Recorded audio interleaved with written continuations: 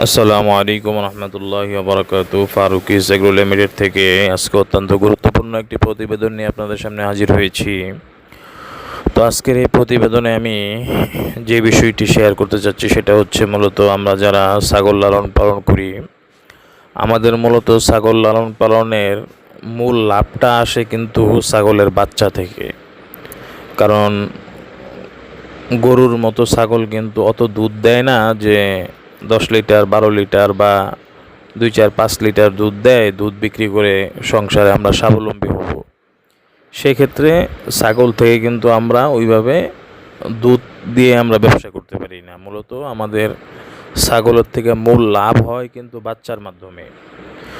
তো এখন আমাদের যারা বড় খামারি তাদের হিসাব তো ভিন্ন, কিন্তু যারা নতুন উদ্যোক্তা, যারা নতুনভাবে ছাগল লালন পালন করেন, তাদের ক্ষেত্রে অনেক সময় যখন ছাগল প্রসব হয়, বাচ্চা দেয়, বাচ্চা দেওয়ার পর যে বাচ্চার যে টেক কেয়ারগুলো আছে, বাচ্চার যে প্রাথমিক যেই আপনার সুরক্ষাগুলো দেওয়া উচিত, সেগুলো আমরা যদি নিশ্চিত না করতে পারি তখন দেখা যায় ছাগলের বাচ্চাগুলো দুর্বল হয়ে যায় এবং এক পর্যায়ে এগুলো হৃষ্টপুষ্ট হয় না।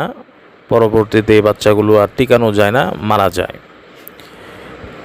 তো ছাগলের বাচ্চা যখনই প্রসব হবে, বাচ্চা প্রসব হওয়ার পরে অবশ্যই প্রথমেই ছাগলের 4 পায়ের খুরগুলো জন্ম হওয়ার পরপরই আপনি নখ দিয়ে চিমটি দিয়ে সাদা যে অংশটা ওগুলো উঠিয়ে ফেলবেন। তো উঠিয়ে ফেললে কি হবে, ছাগলের পায়ের যে স্ট্রাকচারটা এটা খুব সুন্দর আসবে।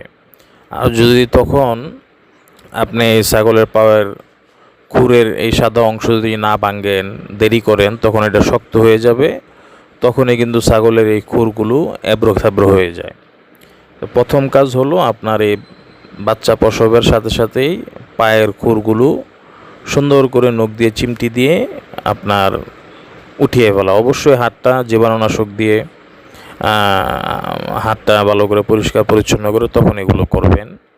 এরপরে ছাগলের যে নাভি আছে, ওই নাভির মধ্যে আপনার এই জীবাণুনাশক আছে যেগুলো আছে ওগুলো একটু লাগিয়ে দিবেন, যাতে করে ওখানে কোনো মশা মাছি ইত্যাদি এগুলো বসতে না পারে।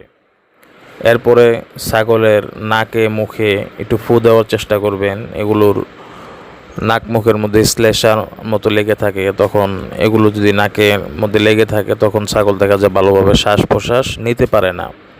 তো এগুলো সুন্দর করে আপনি নাকে ফুটো দিয়ে ছাগলকে করবেন। এরপরে অবশ্যই মার শাল দুধ যেটা আছে এটা অবশ্যই বাচ্চাকে খাওয়াবেন। বাচ্চা টেনে না খেতে পারলে মার ছাগলের দুধ দহন করে চামিচ দিয়ে হলেও বাচ্চাকে খাওয়াই দিবেন। একটু পর খাওয়াবেন, যত খাওয়াবেন তত আপনার ছাগল ভালো হবে।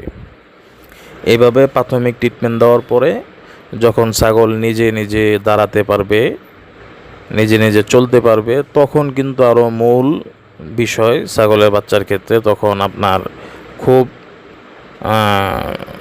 সতর্কভাবে ছাগলকে দেখভাল করে রাখতে হবে, খুব সুন্দরভাবে, যাতে করে ছাগল আপনার এদিক সেদিক না চলে যায়, এদিকে খেয়াল রাখতে হবে।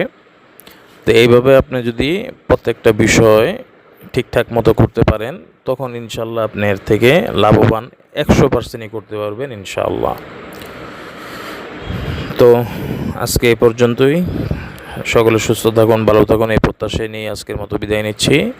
আসসালামু আলাইকুম রহমতুল্লাহি ওয়া বারাকাতুহু।